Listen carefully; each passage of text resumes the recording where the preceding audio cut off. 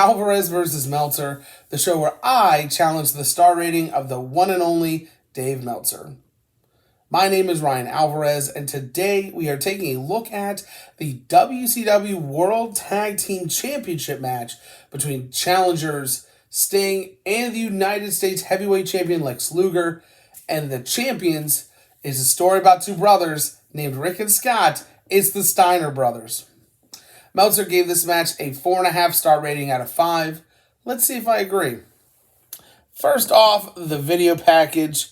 My goodness. This is all the 80s and 90s feel to it. It was outstanding.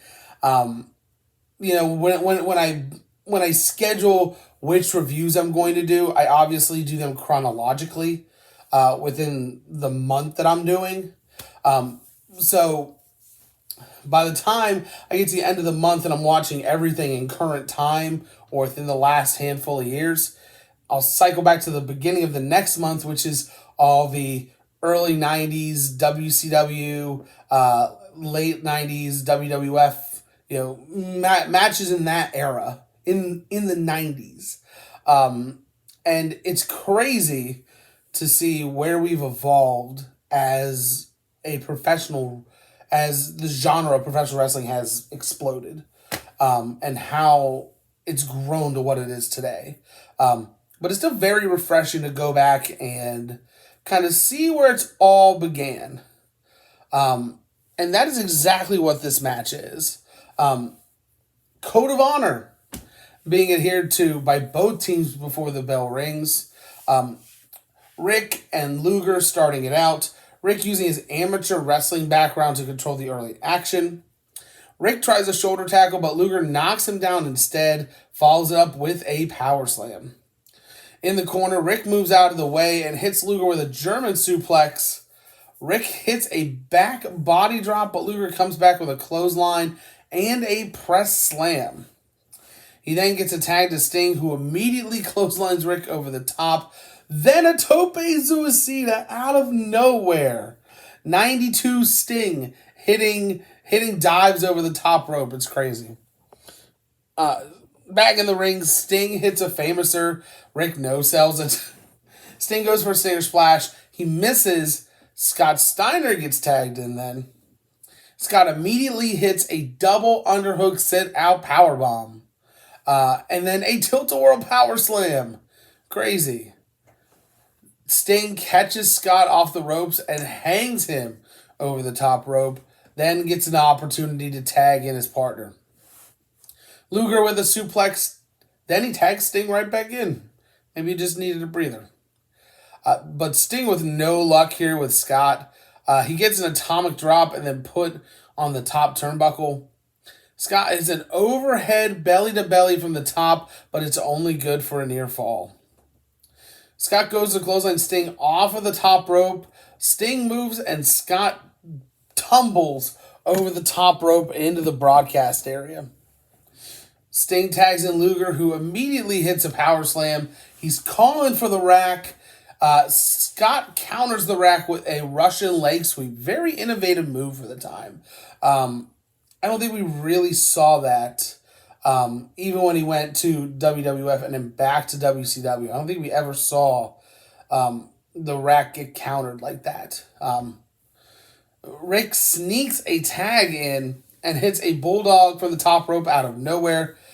Now Sting from out of nowhere with a drop kick. Everyone is confused because Sting thinks he was tagged, which he clearly wasn't. But that leads to everybody else being confused for just a quick second. Referee straightens it out. Sting's going back to his corner. Rick still gives him the business. Luger and Rick now slugging it out. We get a double down. Scott and Sting both get hot tags. It's back and forth. Scott goes for a tombstone. Sting counters with one of his own. He goes for the pin. Rick breaks it up. Luger gets Rick out of the ring and takes the referee with him. Ref bump. Sting hits a Stinger Splash, but then we see a big shadow walking down from the backstage area. It's Nikita Koloff. He's running down with his chain and sickle. He's aiming for Luger. Sting pushes Luger out of the way. Sting gets hit with it. Scott lays over Sting. Referee recovers. Gets the win. So with that being said, do I agree with Meltzer? I did until the end. So he added a 4.5. I have to give it 4.25 out of 5 stars. It was still a great tag team match. It was outstanding action here. Very back and forth. Not really a moment to breathe. Everyone got their spots in. Innovative offense sprinkled throughout, which I liked. My favorite spot of the match was the torture rack counter with that side Russian leg sweep, which was great. The only slip up I really noticed was the double down where Rick kind of didn't turn all the way. It was just like a natural double down. But the finish is what rubbed me the wrong way. With the way this match was going, it deserved a true finish. And the fact that these two after this match wouldn't be on the same trajectory kind of upsets me. We didn't get another match between these guys. So that's the reason why I can't fully agree with Dave Meltzer on this one. What did you think about this match? Leave your thoughts in the comments below. Please take a moment to like, share, and subscribe, as well as visiting our other social media links you can find in the description. Thank you for watching, and I will see you next time on Alvarez vs. Meltzer.